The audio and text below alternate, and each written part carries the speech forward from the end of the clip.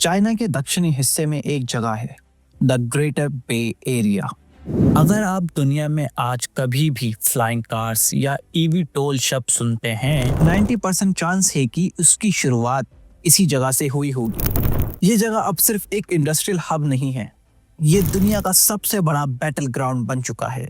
यहाँ एक दो नहीं बल्कि हजारों कंपनीज एक रेस में दौड़ रही हैं, और ये रेस सिल्वर या ब्राउन्स मेडल के लिए नहीं है। ये रेस है आसमान की $1 ट्रिलियन मार्केट पर कब्जे के लिए। इस रेस में 3 बड़े खिलाड़ी सबसे आगे हैं और तीनों के पास अपना अपना ब्रह्मास्त्र है।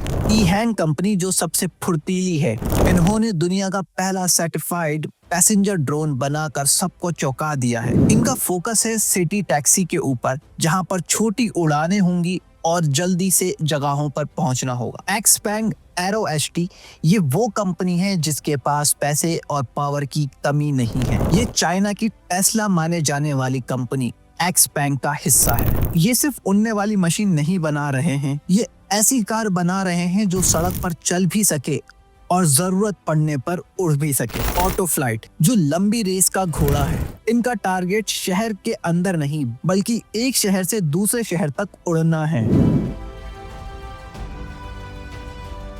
माहौल एकदम गर्म है, फैक्ट्रीज में 24 घंटे काम चल रहा है। सरकार ने परमिशन दे दी है, नियम बना दिए हैं, लेकिन सवाल ये है सबसे पहले पब्लिक के हाथ में चाबी कौन देगा? किसका डिजाइन सबसे सुरक्षित है और कौन सी कंपनी असली मार्केट लीडर बनने वाली है? आइए इन फैक्ट्रीज के अंदर चलते हैं और देखते हैं कि चाइना की ये फ्लाइंग रेस आखिर जीती कैसे जा रही है। लेकिन रुकिए, इससे पहले कि हम इन मशीन्स के नट बोल्ट देखें, एक बात साफ कर दूं। आपने YouTube के ऊपर उड़ने वाली कारों की बहुत सी वीडियोस देखी होंगी। वो आपको सिर्फ चमकती हुई टेक्नोलॉजीज दिखाती हैं। ये वीडियो वैसी नहीं है। मैं आज आपको मशीन नहीं, उस मास्टर प्लान के बारे में बताऊंगा जिसकी वजह से अमेरिका जैसे सुपर पावर भी आज चाइना से पिछड़ गए हैं। मैं आपको उस बिजनेस मॉड्यूल के अंदर ले जाऊंगा जो ये तय करेगा कि कल आपकी जेब से कितना पैसा निकलने वाला है। ये वो जानकारी है जो आपको न्यूज हेडलाइंस में नहीं मिलेगी, लेकिन ये जानना आपके लिए बहुत जरूरी है क्योंकि ये ट्रांसपोर्टेशन का फ्यूचर है। और हाँ, इस वीडियो को आखिर तक देखना बहुत जरूरी है क्योंकि इस पूरी सुनहरी कहानी के पीछे एक काला सच भी छुपा हुआ है। चाइना के इस सिस्टम में एक ऐसी कमी है,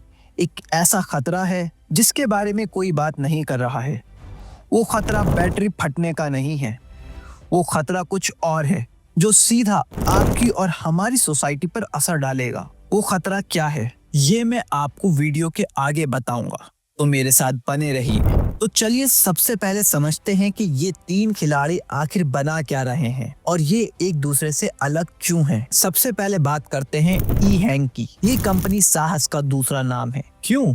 क्योंकि इन्होंने पायलट को ही नौकरी से निकाल दिया है। इनका जो मॉडल है EH216S, इसमें कोई कॉकपिट नहीं है, इसमें कोई स्टीयरिंग व्हील नहीं है, ये पूरी तरह ऑटोनॉमस है। आप इसमें बैठते हैं, स्क्रीन के ऊपर जगह चुनते हैं और ये आपको वहां उड़ा ले जाता है। ईहैंग का विजन बहुत क्लियर है।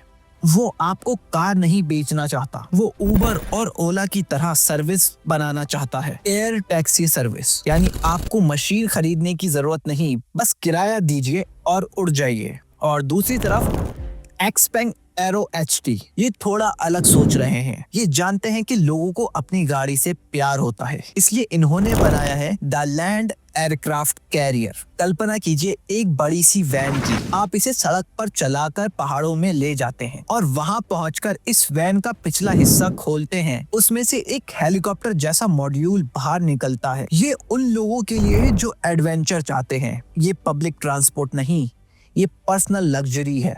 और तीसरा है ऑटो फ्लाइट। इनकी नजर शहर के ट्रैफिक पर नहीं बल्कि 2 शहरों के बीच की दूरी पर है।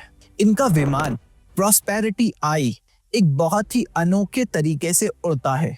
ये ऊपर तो हेलीकॉप्टर की तरह उड़ता है, लेकिन हवा में जाने के बाद ये एक प्लेन की तरह ग्लाइड करता है। इसका मतलब ये कम बैटरी में ज्यादा दूरी तय कर सकता है। अगर आपको मुंबई से पूना या शेंजन से गुहांगू जाना हो तो ऑटो फ्लाइट आपका समय 3 घंटे से घटाकर 20 मिनट कर सकता है।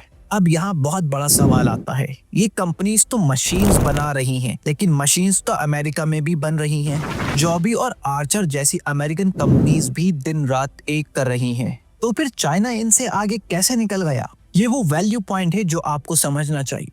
चाइना की जीत का राज मशीन में नहीं, सिस्टम में है। इसे कहते हैं द चाइना स्पीड।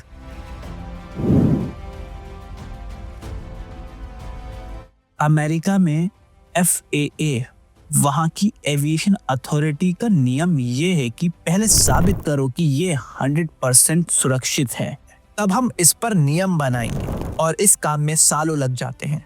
और दूसरी तरफ चाइना की सरकार CAAC ने उल्टा किया। उन्होंने कहा तुम बनाओ, हम तुम्हारे साथ साथ ही नियम बना देंगे। उन्होंने ग्रीन चैनल खोल दिया। इसकी वजह से ई-हैंग को 2023 में ही सर्टिफिकेट मिल गया, जबकि बाकी दुनिया अभी फाइल्स में ही उलझी हुई है। और दूसरा रीजन है सप्लाई चेन। एक इलेक्ट्रिक व्हीकल का दिल क्या होता है? बैटरी। और दुनिया में सबसे अच्छी और सस्ती बैटरी CATL कहाँ बनती है? चाइना में। मोटर कहाँ बनती है? चाइना में। इन कंपनीज को किसी दूसरे देश का मुंह नहीं तकना पड़ता है, सब कुछ घर में मौजूद है, इसलिए वो इसे अमेरिका से आधी कीमत पर बना पा रही हैं।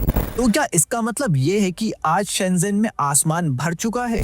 क्या लोग ट्रैफिक भूल चुके हैं? नहीं, हमें हकीकत में रहना होगा। जनवरी 2026 की सच्चाई ये है कि अभी आसमान इंसानों से नहीं भरा है। अभी शुरुआत लॉजिस्टिक्स से हुई है। अगर आप शेंज़ेन में हैं तो हो सकता है कि आप किसी एयर टैक्सी में नहीं बैठ पाएंगे, लेकिन आपकी कॉफी जरूर हवा में उड़कर आ रही है।